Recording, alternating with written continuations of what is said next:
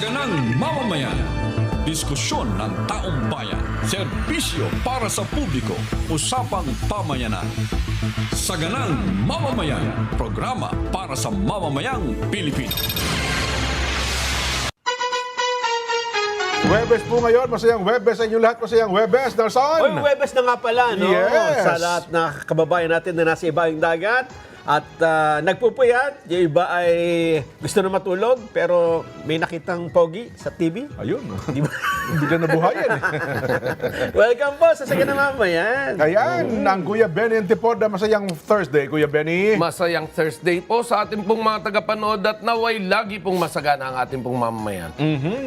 Napanood niyo ba yung nangyari doon sa boundary ng Nepal, Nako po, China, at saka nung Tibet? ang tindi niya. Sana naman wag mangyari sa Pilipinas yan, ano ha? Iba kasi talaga. Doon mo mapapatunayan, alam mo, nasa huli lagi ang pagsisisi. Okay na, well, bago mo gawin ang isang bagay, no? Development, sa ikauunlad, no? Unahin natin yung usaping kalikasan. Yan. Di ba? Hindi nyo kinonsider yung geohazard na tinatawag. Ayan, nangyari. Ay, tignan nyo yan, no? Ako nung napanood ko, naninindig ang balahibo ko eh. Parang hindi totoo eh, no? Di ba? Tinanong ko pa, di ba AI ito? Ano ha? Pero totoo pala hong nangyari. Kasi parang mga papel, oh. At saka yung mga tao parang langgam eh. Ito pala ito yung pinag natin. Tama pa sa yung boundary pala yun, no? Diyan pala dumadaan yung immigration, papacheck ka na papasok ka ng isang bansa. Kaya maraming sasakyan, maraming tao. Kasi magpapacheck ka nung kung passport mo, visa mo. Pati yung mga, makita mo yung mga bus, nandoon pa. So, yan ang pagpapatunin. Talagang maraming tao dyan. Oo. Doon daw sa unang... Ayan, grabe, pati yung tulay. Para bang tinangay lang na papel. Oo. Agoy. Kasi yung current yan, no? Galing sa bundok eh. Yes. Lumilitaw sa mga paunang investigasyon, ay nagkaroon ng glacier collapse. Yung Sa taas ng bundok? sa taas ng bundok na may mga yellow. Yellow. Glacier. Pero totoo ba nagkalindol? Avalanche. Nung una akala nga lindol. Pero yung pagyanig ay Dahil doon? epekto nung pagbagsak na mapakalakas. Nung bumagsak yung malakas na glacier na yon, may tubig. Oo. Ayun, Kasi parang dam yun. Itinulak Oo, na. itinulak. Parang dam na yun yung taas na yun, di ba? Oo, kaya may puwersang ganito kalakas. Ang problema sa tubig na malakas na umaagos, may mga kasamang mga debris, Mga malalaki, debris, mga tipak na yes. yun, no? Hindi lang tipak ng yelo, Malalaki. kundi tipak na ng bato May yan. bato na. May halo-halo na to. Kaya natatandaan nyo yung sa yung Mount Pinatubo, di ba? Lahar yun eh. Oo. Mas matindi ito kasi tipak-tipak na malalaki Ito, ito. malalaking bato, Yes. debris, boulder pa siguro ito. Okay, ganyan, napakapaminsala. At malayo yung inabot. And to imagine na napaka-moderno na ng bansang China. Yes. Hindi Yung nila Nepal, na-force yan. Di ba? Hindi nila estimate yung itinayo ng mga gusali dyan. Talagang mga nasa geohazard map. No? Totoo. Yung nasa gilid mismo, no? Parang nilalabo ng papel eh. Yes. Wala namang bagyo. Tingnan nyo, walang ulan, walang ano. Wala na. Oo, pero yun yung dulot ng avalanche yan eh. Well, ngayon naman, buti naman may nailigtas na tao. Tapos ang istorya pala doon, doon sa unang bugso, mga 300 plus lagat ng natabunan, 200 plus, puro foreigner. Kasi nandun Kasi taga roon, sa border. dumadaan pala sila, at mga 100 plus ang local residents. Yung lugar, yung pangyayari na ito. May mga turista nga eh. Ha? Yun, no. Ayan, yung sa tala natin, 400 ang turistang na italang nawawala. Yan. Kabilang 133 mula India, 47 mula sa Amerika, 34 mula Australia, 33 mula sa Britanya, at 24 mula Canada. Mabuti walang Pilipino, ano? Ayun, sa latest na hindi naman sa natutuwa tayo, kundi yun po ang sinasabi ng autoridad. Mabuting bagay para sa mga Pilipino. Yes. Wala pa raw po. Sana naman, totally, wala talagang nadamay na mga Pilipino. Imagine niyo siguro kung nangyari sa Pilipinas yan, ano? Yung dilubyo na yan. Malamang siguro ngayon nagsisihan pa tayo. Well, kung kaya't na dapat nating ipanawagan sa pamahalaan na siguro maging doble ingat tayo Yan. sa pagbibigay ng mga permit at ng mga otorisasyon Oho. para sa pagtatayo ng mga infra Yan. o ano pa mang mga bagay-bagay na pagtitirhan ng mga tao. Oh, alam nyo, umaga pa nangyari yan, ha? Umaga, What do you think kung gabi pa nangyari yan, edi Naku, mas marami tsak pa yun. ang naging biktima ng pangyayaring yan? No, do you imagine, no, tingnan Ibig nyo. sabihin itong mga bahay na ito, residente ba yan? O construction? Diyan talaga sila nakatira? Diyan talaga yung area. Tsaka mukhang ano siya tourist area talaga siya. Oo, parang ano siya yan yung pinaka-tourist spot nila. Oh. Kasi di ba maganda yung may river, by the river. Yes. Nasa boundary nga raw kasi talaga, no? Ang nakita kong video dyan, yung ilan na inabangan pa yung yung tubig eh. Oo. yung parang- Yung parang nasa ano sila, hills. Nasa hill. Tapos dahan-dahan sila umakyat. Ang problema yung iba Hindi na nakaabot. inabot sila nung Oho. Yung bugso kasi ng baga- yung ano bilis eh. Oo. Hindi nila Ayan, akalain. Ito, nasa Eto, ibabaw. Ba? Giba talaga. Alam mo, yan yung napapanood lang natin sa pelikula, di ba? Oo, bihirang pangyayari po yan. Yung pelikulang 2000, di ba? O, hindi, kung napanood nyo yung nangyaring tsunami, no? Sa Ay, sa Japan. oo. Mukhang mas grabe to. Mas grabe ito. Grabe. Dahil yung tsunami sa Japan, nung umapaw yung Tubig lang yun. tubig siya, hindi niya nagiba yung mga gusali. Oo, eto, may No? putik at Tinangay lang yung mga kotse. Eto, hindi, talagang durog. durog ka nga. Giba talaga yung gusali. Hindi mo makita yung kotse. Mabuti pa yung sa Japan, yung kotse makikita mo lumutang. Oo, eto hindi. Dito wala ka talaga ligtas. So, imagine mo kung may tao yung tagpo na yun, no? Nandun ka sa tao.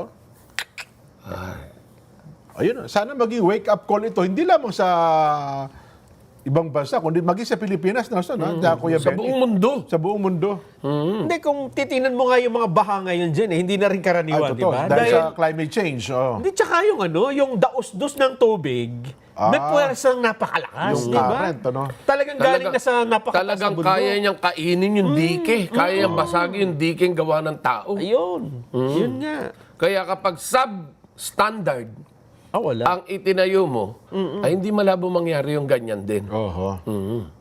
Ayun, no? May mantakin mo. Meron tong yung bagay yung kanina, parang anong tawag 3D no? Kung paano talaga nangyari. Marami na pong angulo sa social media ngayon, lumalabas. Ang ayun nga ako personal reaction ko naninindig ang balahibo ko at halos hindi ko malaman kung ano ang gagawin natin kung yan ay nangyari sa Pilipinas. Mas maintindihan yan. Oo. Napakahirap niya. So sa atin, pag-usapan natin Kuya Benny, tayo 'di ba ilang taon na meron na tayong hazard map eh. 'Di ba? Geohazard map. Geohazard map na ang OCD and DREAMC, DNR, mga ahensya ng gobyerno, May kopya. ang bumuo at binigay pati LGU, 'di ba? Yes. Lahat ng Ang LGU. LGU ay binibigyan ng kopya niyan. Oo. Ina-update po yan, no? Ngayon, ang ano rito, ang masakit, Oo. kadalasan, pinagwawalang bahala ito. Ay totoo ka. Oo. At sinasabing, hindi natin mapapaalis yung mga yan eh. Meron tayong batas Yun na nga. doon sa mga informal settlers. Yung nakatira Maganda sa sana. LSD, sa gilid ng bundok. Maganda sana, Kuya Benny, Jen, na hindi mo pinapaalis, di ba? Ang problema, may geohazard map ka. Yes. Alam mo kung saan may hazard. Oo. Magtatayo ng subdivision. Oo. Hindi ba? Housing. Hindi. Oo. Baliwala yung ano.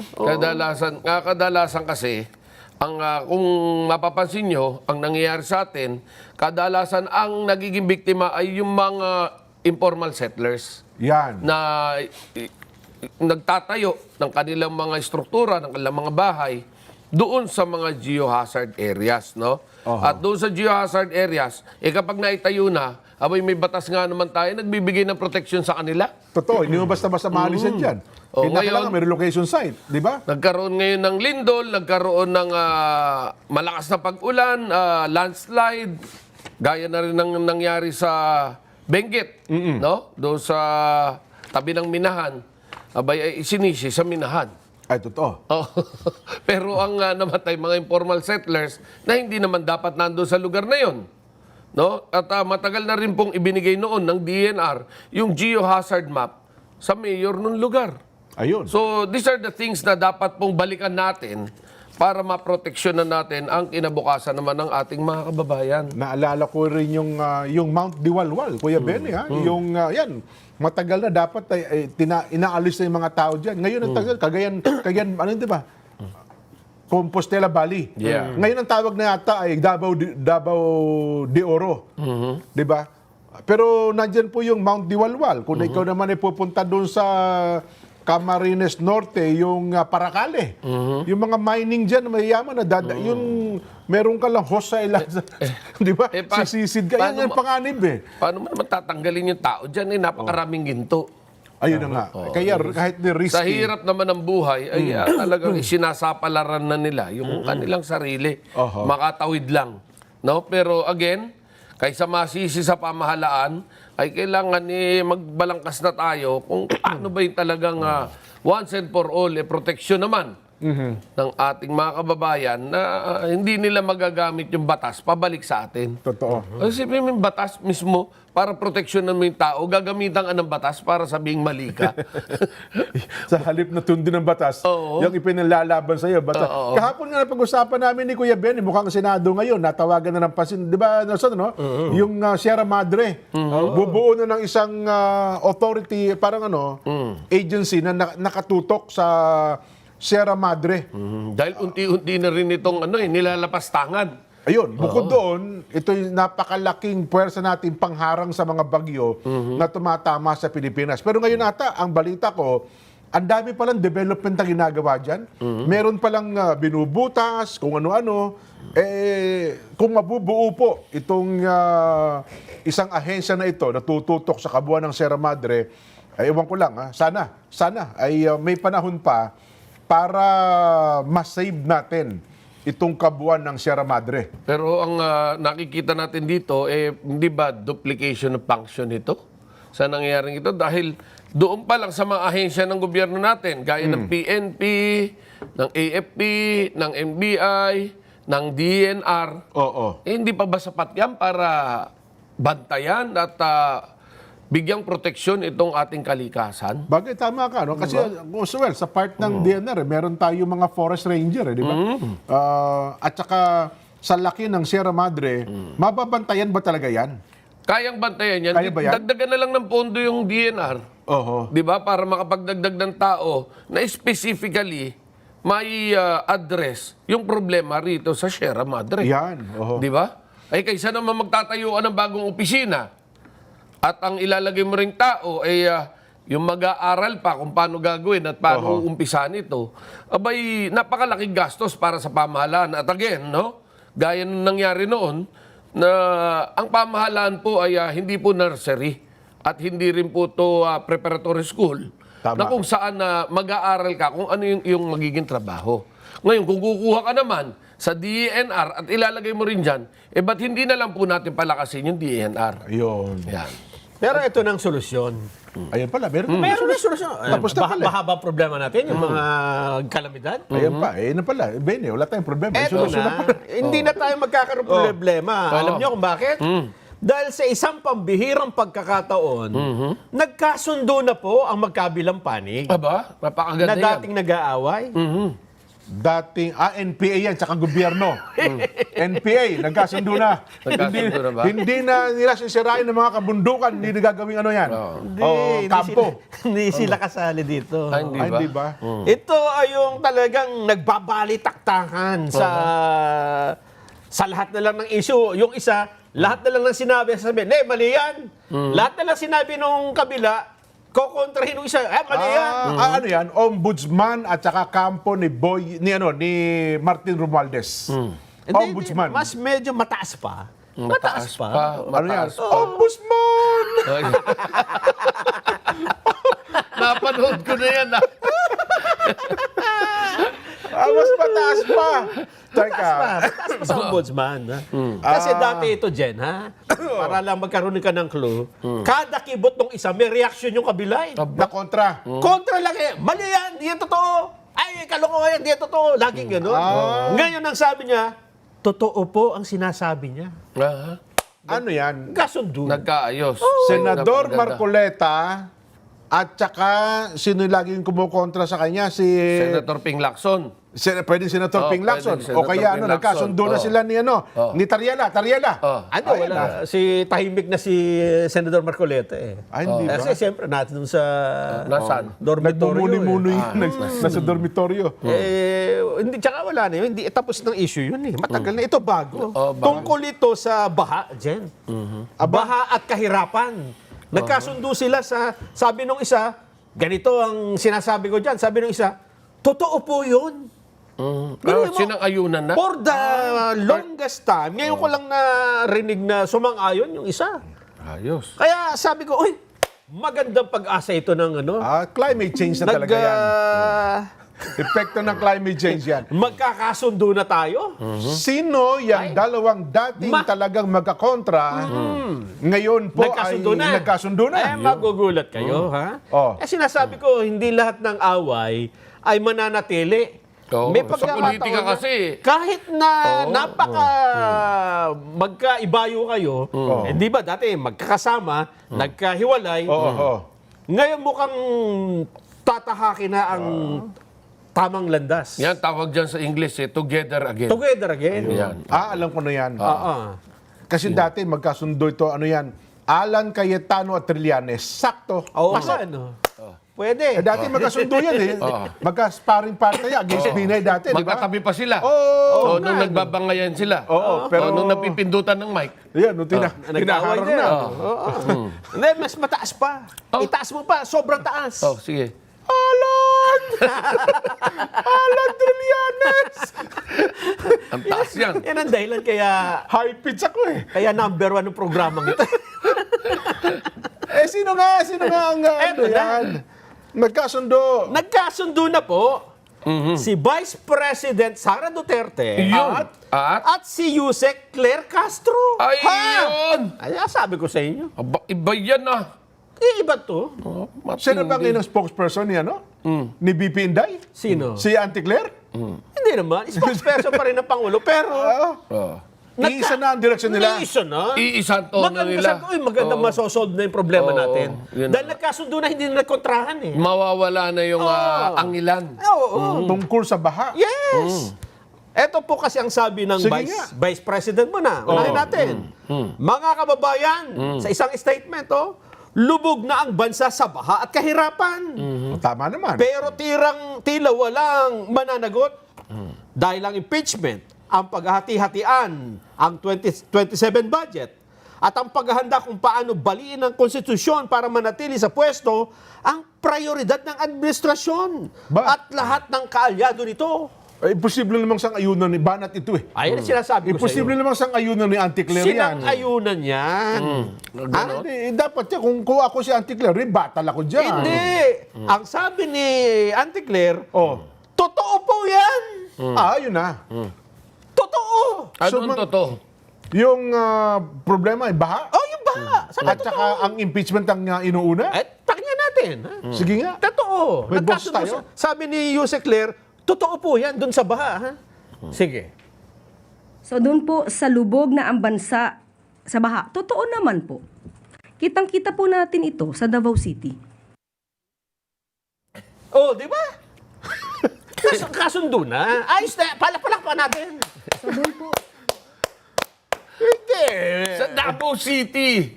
Bumanat eh. Banat ba yun? Banat yun. Hindi, ulitin mo nga sa pakinggan ko. Totoo naman po. Hindi naman po ang pag-uusapan. So doon po sa lubog na ang bansa sa baha, totoo naman po. Kitang-kita po natin ito sa Davao City. Nakita ko sa diba? Davao City.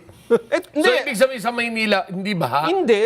Huwag niyong baliin. Wala naman sinasabing hindi baha sa Manila. Sabi niya, ganun ba? baha sa Davao City, pero hindi na sinabi na walang baha sa iba. Yun. Ay, ibig lang niya sabihin dito, baha nga sa buong bansa. So, sa isang buong bansa, kasama ang Davao City doon. Kitang-kita daw sa Davao City. Kitang-kita nga. Nung bumaha sa Davao City, umagos sa Maynila. Kitang-kita.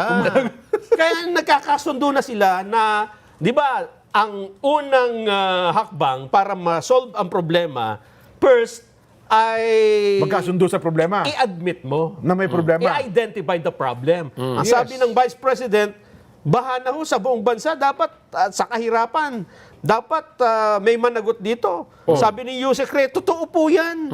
Kitang-kita, lubog po ang baha ang bansa sa baha. Kita ho natin sa Davao City. Nagkakasundo, di ba? So may problema talaga tayo sa baha. May problema talaga. Inamin. Oho. Oo. Bakit yung Davao City ba hindi part ng buong bansa? Pero parang sa tingin ko, parang bumanat eh. Banat ba yun? Pati, ulitin nga. Ako kasi sa tingin ko, Oh. ito ang simula ng pagkakasundo. Pero mo, hindi kumukurap si Yusek Claire. Oo. Hindi rin siya nakasimangot. Oo. At seryoso siya. Doon sa sinabi niya, totoo naman po yan. Basahin mo yung kay BP Sara, tapos idugtong natin yung kay Auntie Claire. Tingnan natin kung magkarugtong. Sige. Si BP Sara muna. Sige. BP Sara. Baka, Ayan. mga kababayan, Oh. lubog na ang bansa sa baha at kahirapan. Oh. Pero tira, walang nang mananagot. Dahil ang impeachment, ang paghati-hatian ng 2027 budget, at ang paghahanda kung paano baliin ang konstitusyon para manatili sa pwesto ang prioridad ng administrasyon at lahat ng kaalyado nito. Auntie Claire. So doon po sa lubog na ang bansa sa baha, totoo naman po. Kitang-kita po natin ito sa Davao City. Parang banat. Bakit hindi sumasang-ayon? Ikaw ba, ano bang tingin mo? Ako kasi Ito, sa tingin ko, nagkakasundo sila. Si Benny, communication expert ito. Ikaw ang magpasya dyan. Malinaw naman na banat. Bakit Davao lang? Bakit Davao lang ba nagbaha? Talaga namang kita natin na sa buong bansa, talaga namang lahat ng pinasyalan ng habagat. Habagat pa lang, ha? Hindi pa bagyo. Talaga nga namang nagbabaha, no? Ibig sabihin, hindi tama yung pagkaintindi ko na nagkakaisa na sila? Hindi, isa lang yung sinabi nila Ano? na Bumabaha sa Davao. Nagtugma. Bumabaha din sa ibang lugar. na nagbaha. Yun ang nagtugma lang na nagbaha. Yun. Pero yung sinasabi mo na nagbaha sa buong Pilipinas, hindi naman inaamin ng kabila. Wala naman siya sinabing hindi naman bumaha sa buong... Pero hindi niya rin inamin. Sabi niya Davao City.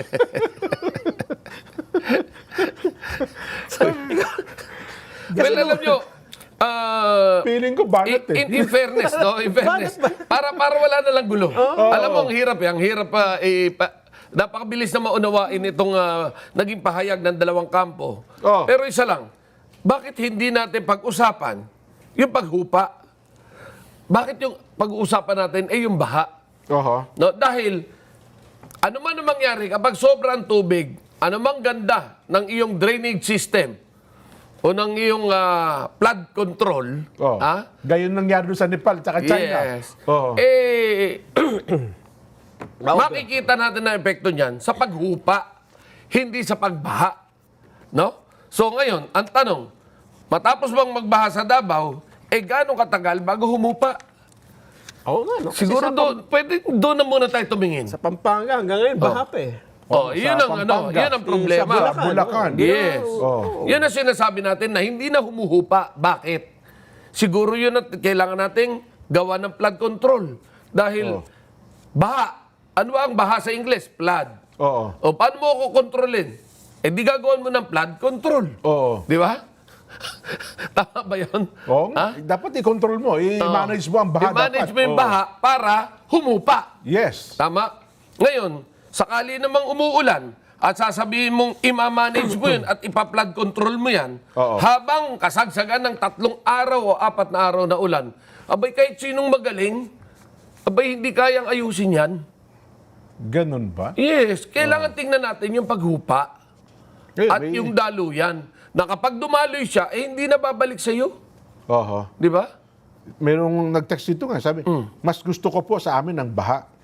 Baha ng salapi. Yun. Kahit po hindi na humupa. Tama din naman yun. Kung ang dyan sa inyo buhos ang ulan ng salapi, sige. At saka baha ng salapi. Pa-cover natin yan. Gusto niyo? Ako na mismo ko-cover. Gusto niyo, puntahan din po. Pero sige, ito na lang. Kasi solusyon ang hinahanap natin, di ba? Oo. Yes. Sabi nga nila, ang unang hakbang sa pag-solve sa problema ay i-define mo kung anong problema. Yan. Totoo. Alam mo ba, may Kasi kung hindi kayo magkakasundo na may problema, wala kayong... hindi nyo pa- At kung ano yung problema? Yes, tukuyin nyo. Kapag hindi mo tinanggap na may problema ka, Ay, mahirap. ay, hindi ka, wala. Kasi gagawa ka ng excuse di ba? Oo. Eto na. Mayroon nang nakakita kung ano talagang problema, ba't tayo bumabaha? Oh. Ayun. Eto na. Si Palafox ba yan? Hindi. Sino yan? Si Secretary Vince Dizon. Yun. Ang sabi niya rito, Jen, Nagmura ba? Nagmura? hindi po. Hindi po, okay. Hindi po, okay. Hindi po. Okay, hindi po. Nanong malyari, kapampangang Kenny eh. Ang sabi niya, at ito naman sinasang-ayunan ko. Wala pa rin consolidated national flood control plan. Sa halip, may kanya-kanyang flood control plan para sa 18 pangunahing river basin sa bansa. Yun. Gayunman, 14 sa mga ito ang ina-update na. Target matapos pagsapit ng 2027. Pakinggan nga natin yung Secretary Vince Dizon, yung problema, bakit lagi tayong binabaha? To confirm if that is true, that we still do not have a national plan for flood control and drainage. Mr. President, you are correct po. I'm sorry, Mr. Chairman, you are correct, Congressman Shell, that the strategy of the department over the course of the last couple of years, or more than that even, is to have master plans per river, per major river basin. So, wala po talagang consolidated national plan, but it has been done on a per river basin basis. No? So, for example, the Cagayan Valley River Basin, the Pampanga River Basin, the Bicol River Basin, the Cebu River Basin, and so on. No, the Maguindanao Central Mindanao River Basin. And apparently, when I asked the same question, Mr. Chairman, ito daw po ang recommendation ng ating mga foreign partners to do it major river basin and then also on a per urban center basis, especially for drainage master plan. So you are absolutely correct po. Wala po talagang national flood mitigation master plan. Yan sinasabi natin noon pa, di ba, Jen? Dapat isang plano lang. Totoo. At dahil dyan, dapat kung magbabudget kayo ngayon ng flood control, hindi tagpi-tagpi na dito kami maglalagay. Dapat isang part yan ng buong Ang talo natin, 25-year master plan dapat yan. Pinakamaikli. At kung sino man ang presidente, dapat susundin yung master plan na yun. Sino mang administrasyon. Dapat ganun. So, ibig sabihin, nauna yung pondo bago yung plano. Ayun nga eh. Parang ganun yung nangyari. Nauna yung pondo, sumunod yung implementasyon, Yes. huli na yung plano. Oo, huli. Kaya ang nangyari sa atin, para tayong yung gulay na chapsoy, kung tawagin. Pinagtagpi-tagpi mo Oo. kasi yung takip.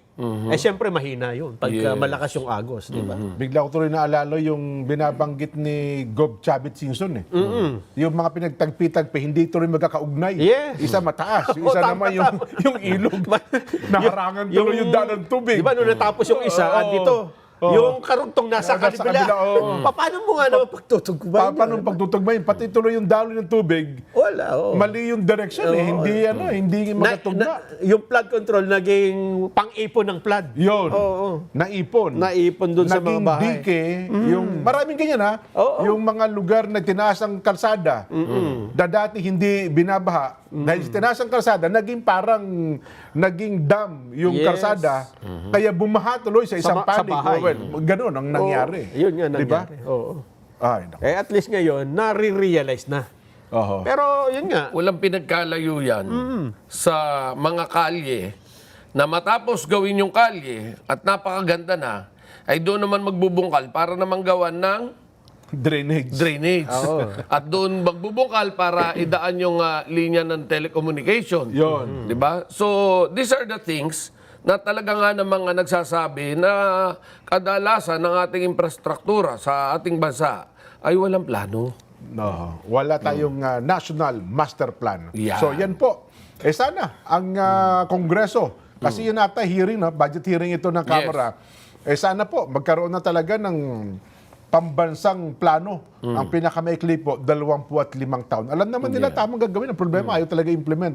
Kasi sabi nila, pag sinunod nyo po yung master plan na yan, paano yung project ko? Yun nga. Hindi ako kikita dyan kung hindi nyo gagawin yung project ko. Ay, nako. Dati ang pinoproblema ng politiko is ano ang makikita ng tao sa gagawin ko. Ayun. Kaya nilalagay na nga yung mga pangalan Waiting nila. shed, mayroon sa mukha. Oo, nandong pangalan, mayroong mukha, di ba? Ngayon, iba na. Oh. Paano ang kikitain ko? Yun na nangyayari ngayon, which is, Ay, nay. kawawa naman ang ating bansa kung ganito ng ganito.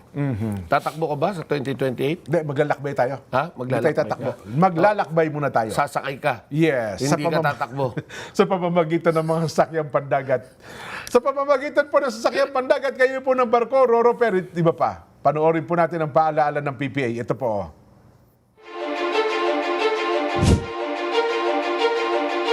The Philippine Ports Authority, or PPA, is the nation's premier maritime agency, steering the course of progress through the archipelago's vital ports and harbors. PPA is among the strongest economic performers in Southeast Asia, according to Drury Maritime Research. This translates into bigger figures for the economy, creating a ripple effect in all sectors.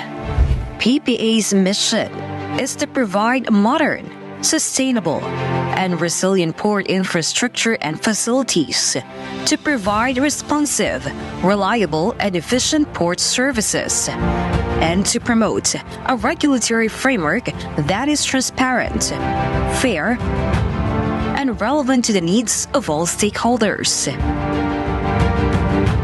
To keep pace with the global trends and improve operational efficiency, the PPA has implemented various technological upgrades. Mas maganda lang pong bumiyahe ngayon sa ating mga pantalan dahil nakita naman po natin mas madali na, mas convenient para sa lahat. Lahat po ito ay bahagi ng ating pagsasaayos ng ating mga pantalan para na rin po sa matagal ng hinahangad o nire-request ng mga pasahero natin na gawing mas maganda at mas kaaya-aya po yung mga pantalan natin, lalong-lalo na po yung mga terminal para po sa lahat. Legasiya po nating lahat ito na tayo ay makakaalala so many years from now na tayo po ay naging bahagi ng pagpapaunlad po dito sa pantalan. The Philippine Ports Authority stands resolute. Its mandate, vision, mission, and transformative projects, setting the course for a maritime future that resonates on a global scale. Philippine Ports Authority, linking the Philippine Islands to the world. Salamat po, PPA. Magbabalik po ang Saganang Mamamayan.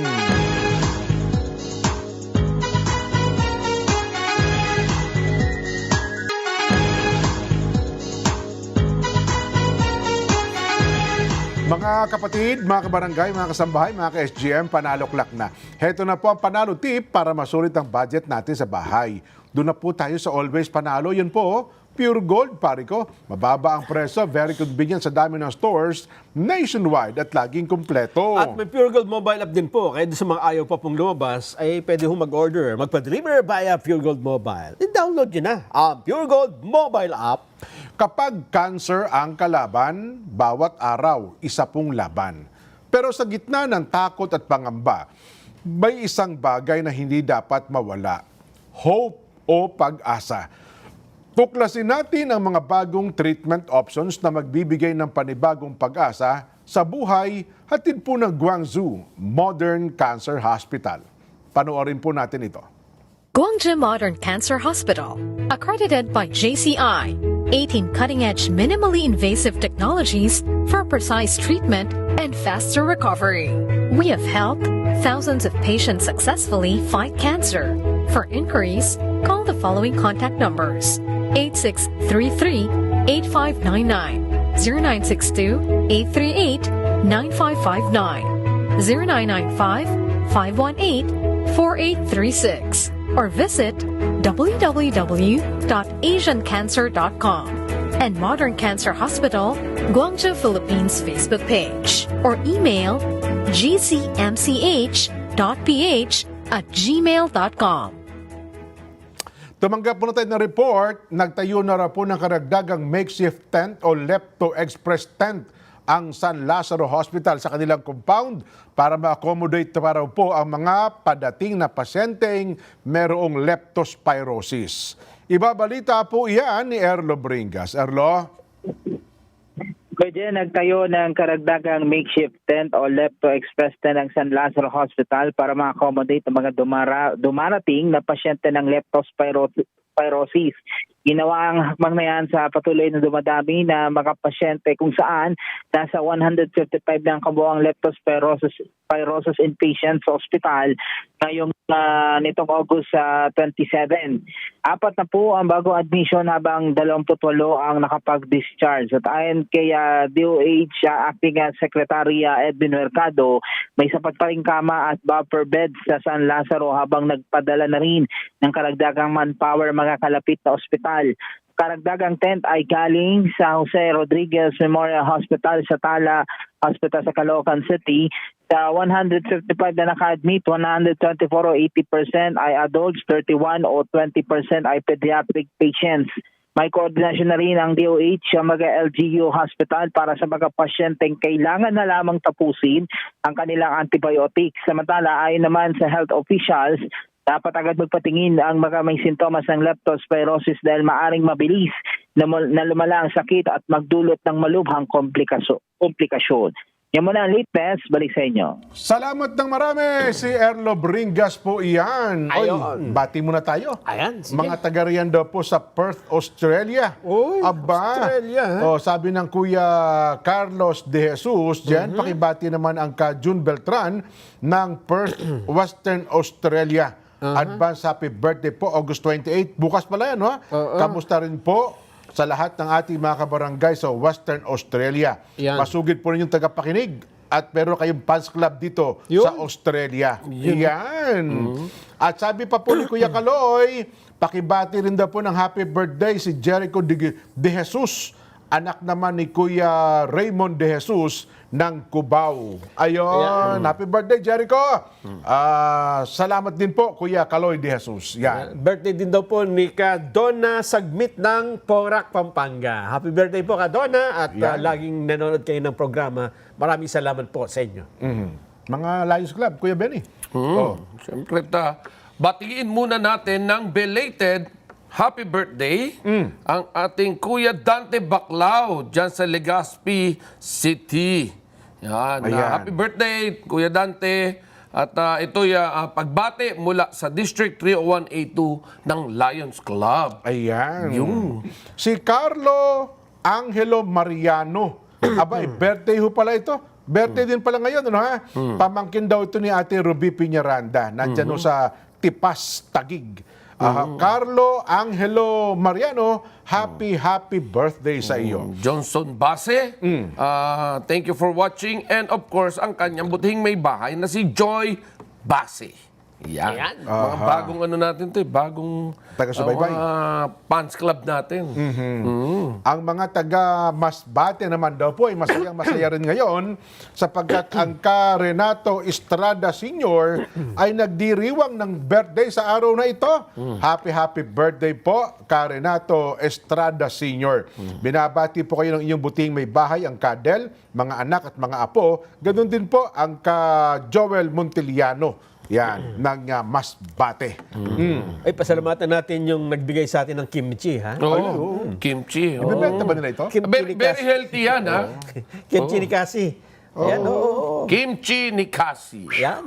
Yan. Sarap yan. Lalagay ko to sa Hindi, yung iba kasi hindi marunong kumain yan, no? Yung ganun. ibang mga kababayan natin, hindi marunong kumain Kasi yan. Korean Ganito na po yan. yan. Paano ba yan? Nung araw kasi, ang kimchi, pag kinakain mo, parang mga, ano yan yung Atsara. Parang atsara. Yes. Panggising ng yung dila. Hindi yung atsara, pantanggal ng uya. O ng umay. Ng umay. Okay? Pero ito naman, kakainin mo para magising yung taste buds. Ay, sa simula yan. Ganun ba yun? Simula yan. Okay. So ngayon, ang sasabihin sino, naku, huwag mo kainin yan, maasim yan, masisira sikmura mo dyan. Hindi po totoo yun. Dahil nakita nyo, gaano kasisigla rin yung mga Koreano na kumakain yan. Fermented kasi. Fit na fit nga totoo. Ngayon, sa halip na yan po ay kainin lang, no, na kadalasan hindi kaya tanggapin ng Pilipino yung lasa niyan. Kasi parang ang ginagawa maasim niya, naman yun. ginagawa ng kimchi fried rice. Ayun. Halo sa kanin. Halo mo lang yung sa kanin ngayon, may flavor na. Oo, isipin mo, kumakain ka ng kanin, bukod sa masarap na yung amoy ng fried rice, may malutong ka pang makakagat dahil Masustansya. kasama. Oo, may Crunchy gulay. yung ano yung cabbage ba yan? Hindi, yung... Repolyo? Yung Pechay. Pechay. Pechay bag. Yes. Hindi pechay bag. Pechay bag. Pechay yan, oo. Pechay Korea. Pechay Korea. Healthy siya. Healthy yan. Doon po na sa nagsasabi na yan po ay maanghang. Hindi po. May konting anghang, pero hindi naman kaanghangan. Wala pa rin tatalo sa ating siling labuyo. Ayun. Kaya tama. Tayo kasi mga Pilipino nasanay kung hindi buro at sara. Yes. Tayo kasi, sa kanila kasi ay fermentation dito, ay kimchi. Yan. Sa amin sa Japan, ang tawag naman dyan ay Kimchay. sa kanila kasi luya na ginawang atsara. Yung kulay pink masarap mga yan, ganon. gusto ko rin yan. Yun ang sa Japan yun ang uso. Ayan. Sabi naman ng Kuya Richard Sanchez, Jen, pakibati naman, happy birthday po. Walter Lorenzana. At happy wedding anniversary naman po kay Arnie at Grace Javier, Romeo and Virgie Chofilo, Elmar and Teresa Solomon. Sabi naman ni Kuya Patrick Magsino doon sa Paris, Paris tama po si Kuya Benny. Aba? Tama po si Kuya Benny talaga. Flood control. Wala naman po kasing flood stop. Oo nga. Hindi mo naman pwede pigilan yung langit na magbuhos ng ulan. Totoo. Pero yung pagdaloy niya, Manage. pwede mong i-manage. Ngayon, flood control, sige, pagbigyan na kita flood control. I-manage mo na yung tubig ay maipon mo para magamit mo sa oras ng pangangailangan. Yan, sa mga dam, di ba, reservoir, reservoir, etc. Literal yan uulit-ulitin natin. Sa bahay natin, kapag sira ang gripo, huwag mo sabihin gagawan mo siya ng daluyan, papunta ka agad doon sa tapunan. Di ba ang gagawin mo, kukuha ka ng balde? Yes. Dahil nangihinayang ka sa tubig at kailangan mo. Iipunin mo yun. Kukuha ka ng drum. Kapag napuno na, ay doon wala ka na magagawa kundi gawa na talaga ng daluyan. Kahit hindi ka gusto maligo, maliligo ka kasi sumako yung tubig. Ayun. Ay, nako. Naku, mapapatagal pa pala ang pagbabakasyon ni Senadora Loren Ligarda. Nasaan ba ngayon? Si Senadora Loren Ligarda daw po ay mayroong mabigat na karamdaman. Nag-file po siya ng medical leave at hindi niya rin kinuha yung kanyang sweldo. Ayon po sa pahayag ni Senate President Sherwin Gatchalian. Ayan po. So, kinukumpirma po ng Senado ngayon sa pamamagitan ni Sherwin Gatchalian na mukhang tatagal pa ang pag-leave ni Senadora Loren Ligarda. Mula daw po na mag-leave, naghain si Ligarda ng medical leave tuwing Lunes hanggang Miyerkules bawat linggo. Ang mga sweldong kukunin daw po ni Ligarda ay idideklarang Senate savings. Ganun pala yun, At maaaring gamitin para po sa ibang pangangailangan. Inamin pa po ni SP Gatchalian na alam niya ang kondisyon ng kalusugan ni Senadora Loren. Pero tumanggi siyang magbigay ng karagdagang detalye dahil personal po ito. Ayun. Magkasama ba sila ni Kong Lian? At iba naman yung nasagap natin. Ganon. Sa dingding ng politika. Hindi. Nasagap natin Kasi nagsisik na raw ng asylum. Ganon. Sa Si Bato? Europa. Ba? Hindi. Si Senadora Loren, hindi basta-basta matatakot siya. Pero malaman natin siguro. At naway hindi totoo. Kasama niya ba si Si Kong Lian? Lian? Yes, si Kong Lian. Magkasama sila. Sana'y hindi totoo ang ating nasagap sa apat na dingding ng politika. Yan. Dagdagan ko yung sinabi ni Senador Sherwin Gatchalian. Tungkol kay Senador Loren. Tungkol sa sweldo. Sa sweldo. Sabi niya doon sa sweldo? Ay hindi na po tinatanggap. Hindi kinuha. Ipapasok sa savings at ito daw ay pwedeng paggamitan sa ibang pangangailangan ng Senado. Bukod sa kanya, may 3 pang hindi kumukuha ng sweldo ngayon. Ganon? Sino pa raw? Si Senador Bato. Okay. Hindi na kumukuha. Kasi Jinggoy. hindi na rin. Loren. Yung pang-4, gusto mo tayo kumuha. Senador Rodante Marcoleta? Hindi na rin kinukuha. Ganun ba? Nag-declare na. Hindi, mag-petition siya. Na? Hindi kasi kanya yun eh. Nasa kanya yung discretion kung saan niya ibibigay. Pagka basta... Hindi na. Ayaw nga eh. Alam mo, paano kanya kukunin? Nakakulong, di ba? Sa unang pagkakataon, diyan ko siya tututulan si Senador Marcoleta. Tututulan ko, Sen, kung nakikinig mo kayo, kay parating nyo naman po sa mga staff, tutul ako dyan. Tutol din to kaibigan natin, si Richard Albiar, na nanonood sa atin. Sir Richard Albiar, thank you for watching. At kung tutol kayo, mas tutol si Jen. Kasi wala namang nagbabawal na hindi niya kunin. Senador pa rin siya. Di ba? Kunin natin mamaya. Ngayon, kung pagkakuha niya, tapos kung kayo niya ipapadala, dapat siguro Problema na natin yun. Huwag kayo magpakadalos-dalos, Senador Marcoleta. Pwede naman pag-usapan muna yan. Yan din ang sabi ng mga nasa Boston, Londonderry. Mga avid listeners daw po natin sila. New Hampshire and Portland, Maine. Wala kay Brother Rick Adalia. Yan. Kare, kamusta na po kayo? Yan. Talaga naman, Konsultahin niyo muna yung mga kaibigan niyo, Sen. Bago kayo mag-decide. Nagpapakadalos-dalos po kayo eh. Mga pinagkakautangan nyo. Talaga naman. Si Senador Bato, hindi, dapat makausap natin itong mga ito eh. Mali ang kanilang desisyon na yan eh. Kasi para sa kanila yan eh. Di ba? Ngayon, kung halimbawa, hindi nila tinanggap, sabi ng Senador Sherwin, ilalagay daw sa pondo ng Senado, savings. Eh di ang papaghahati-hati niya ng mga empleyado din ng Senado. Ba't hindi sa atin ihati? Ganun ba yun? Ito pa isa. Ayan. Ano naman ang update para kay sa kaso daw po ni dating Speaker Martin Romualdez. Kaya kakasuhan na yan. Kahapon talagang ipapile na yan mamaya. nanggagalaitin na si Ombudsman Boying Rimulya. Hindi na yan patatagalin. 32 daw ang mga testigo tatayo. Hinog na hinog na. Titindig. Hinog na. Ayon po dito sa dating Speaker, Martin Romualdez, Kakasuhan na yan. dapat sagutin ng Office of the Ombudsman ang mga paratang na may mga pre-written affidavit at recruited witness. Nagre-recruit na ba ngayon ng witness?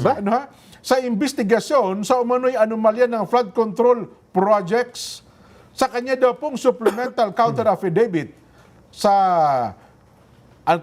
ex abundante ad cotilam na inihain po ni Romualdez noong August 20, binabanggit niya na ilang dating security aid ang nagsabing hinikayat silang sumali sa mga grupo ng testigo, habang may isang nagsabi umano na dinala siya sa isang hotel para lumagda sa isang nakahanda na pong affidavit.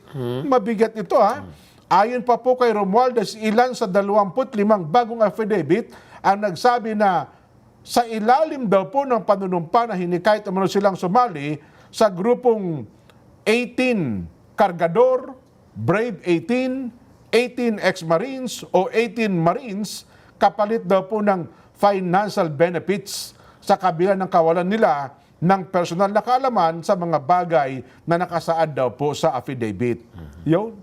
Sa isang affidavit din umano, nagsabi na dinala siya ni Attorney Levy Baligod kasama iba pang tinawag na Batch 2 sa Shangri-La Hotel noon po namang March o April para lumagda naman daw po sa isang nakahanda ring affidavit.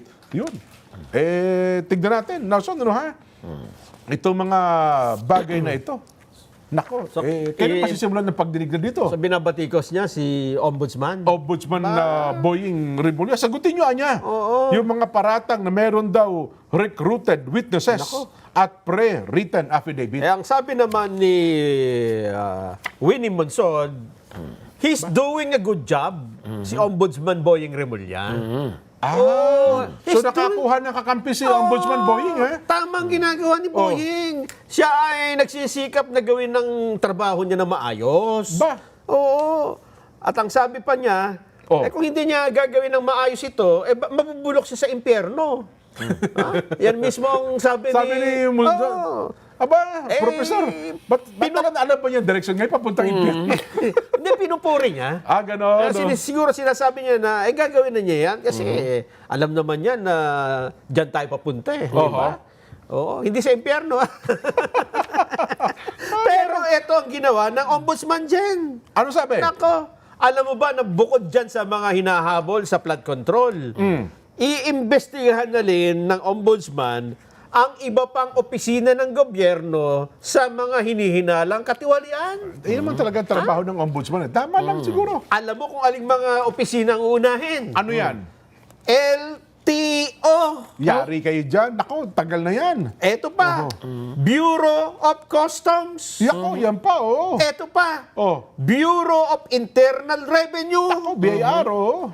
Lahat daw ng opisina na kumikita ng pera ay titingnan, alam mo kung paano nila gagawin. Oo. Ila-lifestyle check ang mga opisyal ng mga ahensyang ito.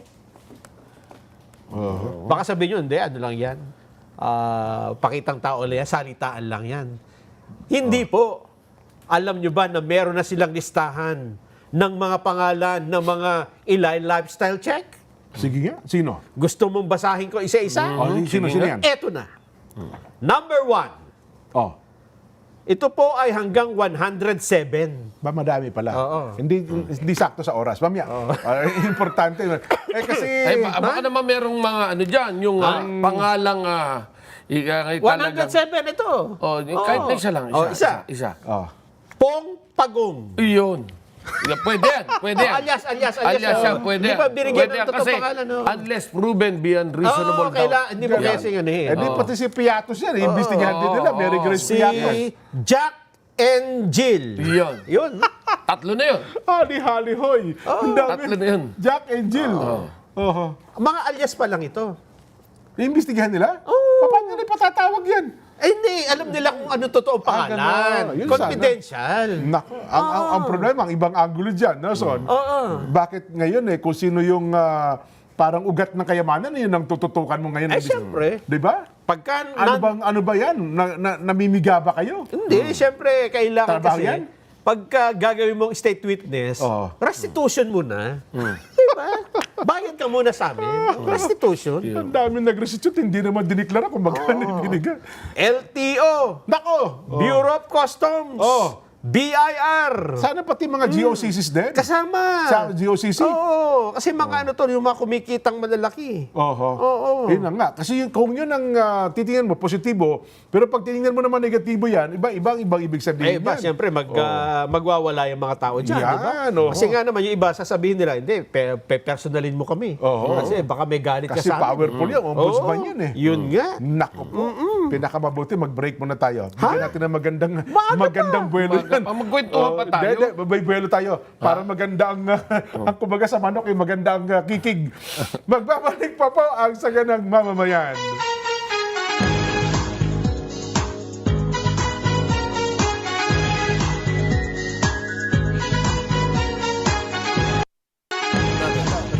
Oy, many more happiest and blessed birthday po sa inyo, Ka Nelson. Ay, thank you. May pahabol pa ha. Greetings, ha. Happy birthday, Ayun nga. Nelson. At kahit hindi mo ko inimbita kahapon. Inimbita kita. Hindi lang nakarating yung imbitasyon. Kasi... Hello po kay Kajen. Greetings from Jorge Clan, Kamax, Heli, and children, and Sally Taylor and family here in Visalia, California. Pagbati from Tita Mids Laksamana, Salinas. Happy birthday po kay Melody Cepillo, watching mula sa Guam, USA. Greetings from family and friends.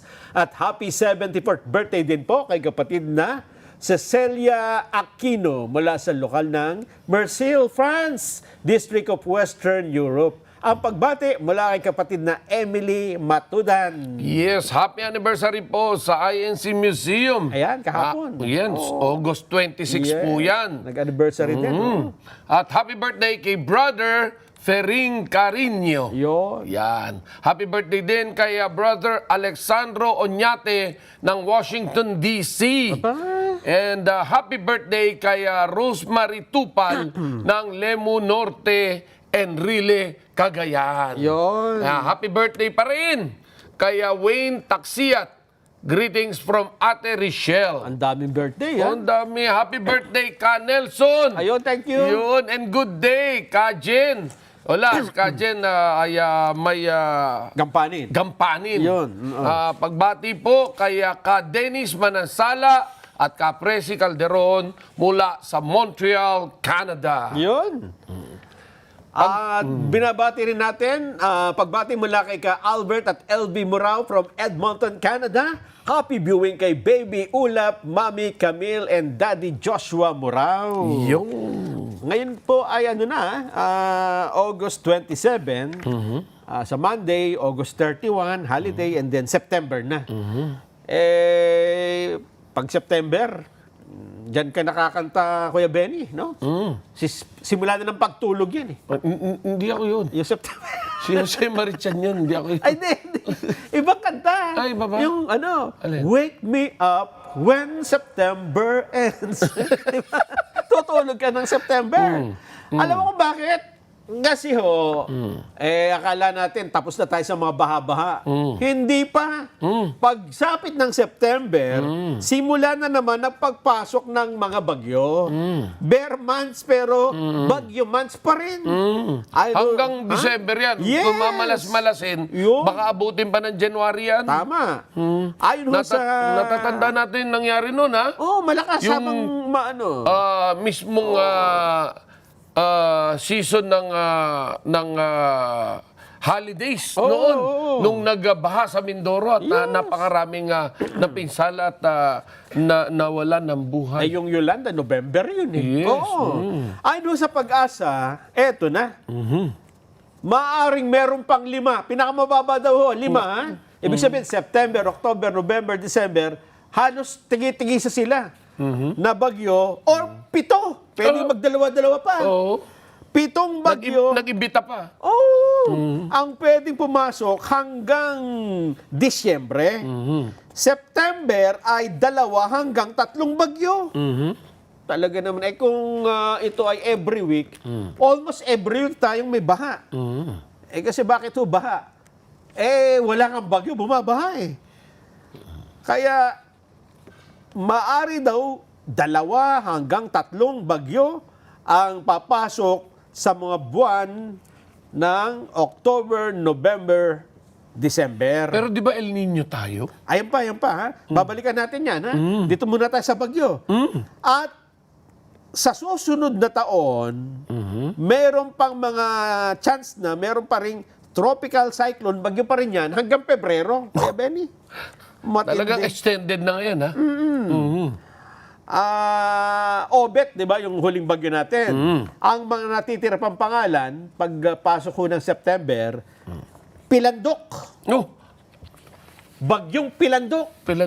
Tingnan natin kung wala natin kung sino magiging malakas dito. Ha? Bagyong Queenie. Parang yung Queenie, parang nakakatakot. Na pangalan, pagka bagyo. Reyna. Oo, parang Bagyong Rosal. Yun. Hindi masyado. Bagyong Samuel. Bagyong Tomas. Parang Bagyong Tomas, parang nakakatakot din. Bagyong Umberto. Bagyong Venus. Ito yung nakakatakot talaga. Bagyong Yayang. Di ba yun natatanda mo yung araw, yung mga bagyong malalakas? Yang-yang. Yung may angel lagi sa dulo, no? At Bagyong Zeni. Ayan ho ang mga pangalan ng mga bagyong pwede pang pumasok. Papangalanan niya kapag nandito na. From international name, pagpasok ng Philippine Area of Responsibility, local name na nila. So the next bagyo is Pilandok. At sa huling quarter ng taon, ay eto ang mahirap. Kasi itong mga nakakaraang bagyo, Kuya Benny, lumalagpas lang sa atin, di ba? Oo. Daan lang na daan. Kumbaga, lumilihis. Lumilihis ng konti. Doon sa bandang ibabaw. Oo. This time, ang mga bagyo ay posible nang maglandfall. Talagang direct hit. Direct hit na sa mga lupa. At magbubuo ng malakas na high pressure area sa Northern Pacific. Ito yung mga bagyo na hindi lang ulan yung may malalakas na hangin. Nakakabunot ng puno. Lumilipad ng mga bubong. yero. Gayunman, ito yung sinasabi mo. Posible pa rin daw humabago ang behavior ng karaniwang tropical cyclone dahil nga sa umiiral na El Nino. Hindi ko lang alam kung ano mangyayari dahil dito sa El Nino, ito daw ang mangyayari Mari daw hong below normal ang ulan o aabot ng 20 hanggang 40% na kabawasan. Ibig sabihin umuulan pero hindi malakas. Maganda kaya ito o pangit? Well, Baka pangit dahil kulang tayo sa tubig. mas kailangan natin yung tubig ulan kaysa yung lakas ng hangin. Dahil sa hangin, wala naman tayo makukuha. Yun nga. Dahil kukunti lang naman ang ating, yung mga windmill ngayon para sa ating kuryente. Totoo. Sabi nga ni Joey Figuracion, kilala mo si Joey Figuracion? Weather specialist ito. Ayun. May nakikita daw na indikasyon na ang El Nino na ating dadanasin, di ba ngayon, baha-baha, di ba? Yes. Ay isang strong El Nino, Kuya Benny. Ano ibig sabihin ng strong El Nino? Ang mangyayari. Talagang tuyot na tuyot. Tuyot na tuyot. Kaya kahit sinabi natin yung bagyo kanina, below normal ang ulan, problema ng mga magsasakayan. Ayon pa kay Joey Figuracion, ito ang dahilan kung bakit mula moderate, itinaas na nila sa moderate to strong ang El Nino condition. Matindi na pala, no? So, ibig sabihin, yung mga pag-ulan yan, hindi dapat ipagbunyi. Hindi. Dapat ikabahala talaga. Ikabahala. Pero sa kabila ng pag-iral ng El Nino, inaasahan pa rin ng Weather Bureau yun yung tropical cyclone activity, yung magkakaroon ng mga bagyo-bagyo. Pero below normal daw, magiging ulan na yan. Eto dyan nga, Kuya Benny, pagka umulan ng September at bumabaha pa rin tayo, hindi mo na pwedeng sabihin na sobrang lakas unang ulan na overwhelmed lang yung ating ganun. Kasi below normal, di ba?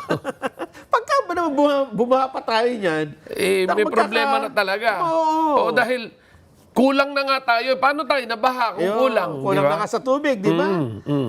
Mula naman moderate to strong, ay itong nakakatakot.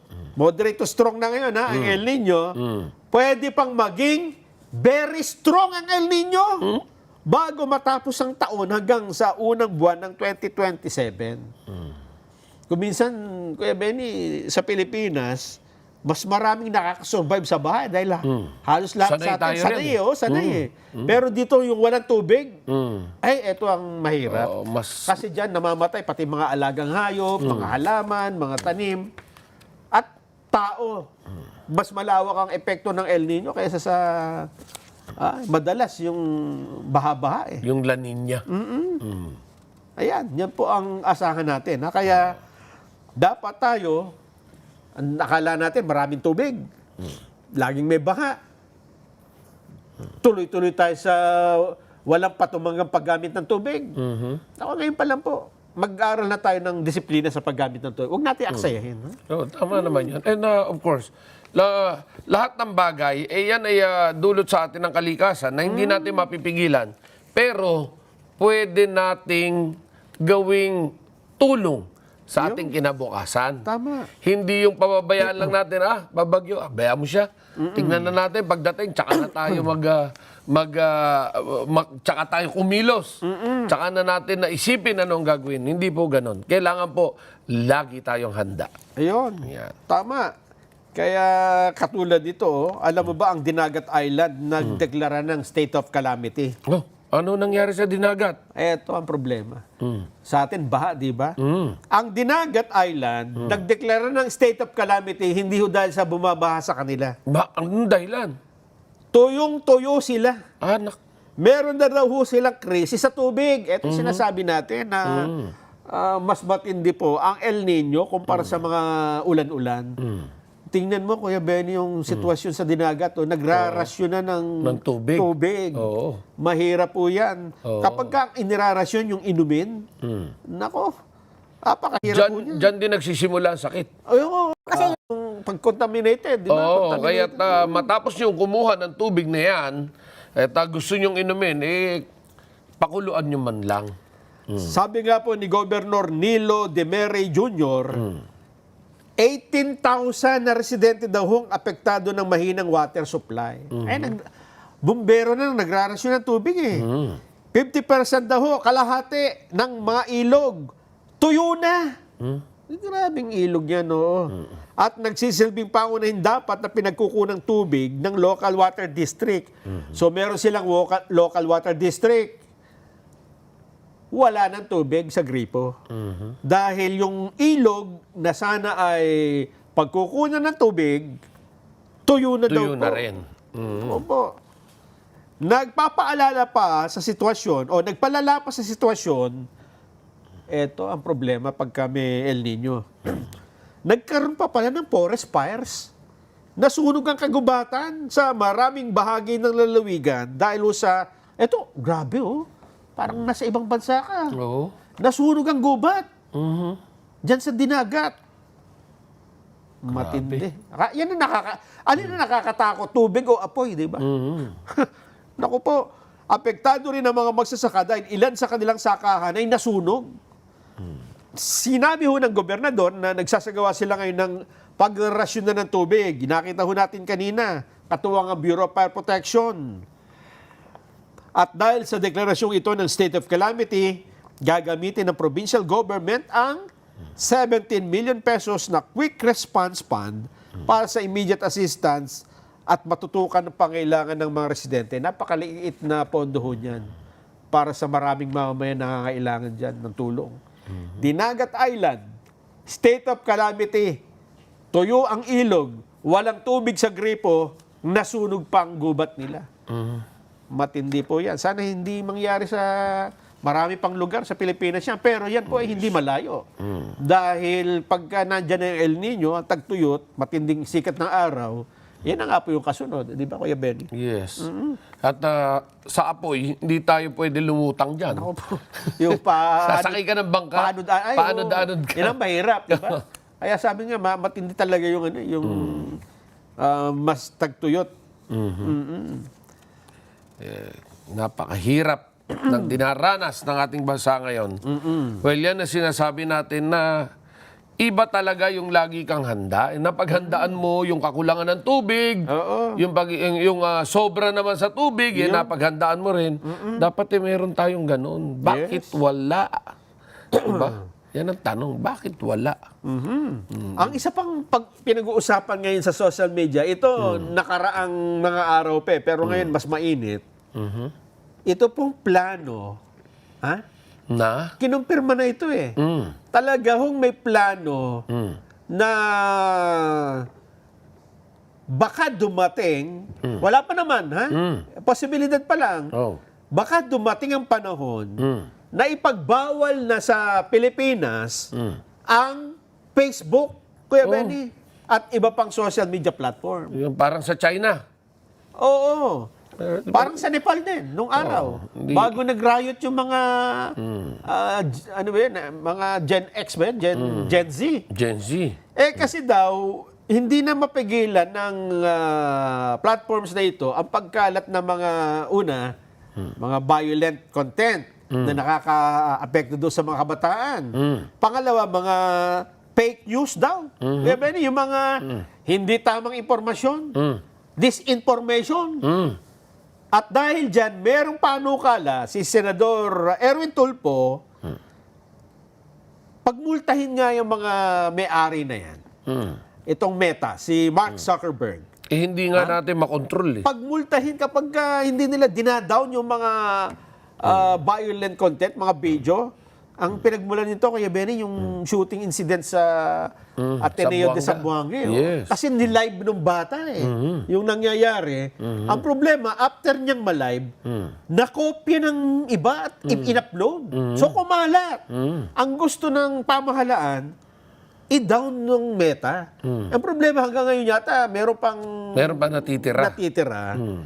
Kaya ang sabi nila, ay dapat parusahan natin itong Facebook. Parusahan natin, pagmultahin natin. Ang problema, wala nga tayong batas pa. Wala tayong authority. Oo, mapakahirap, di ba?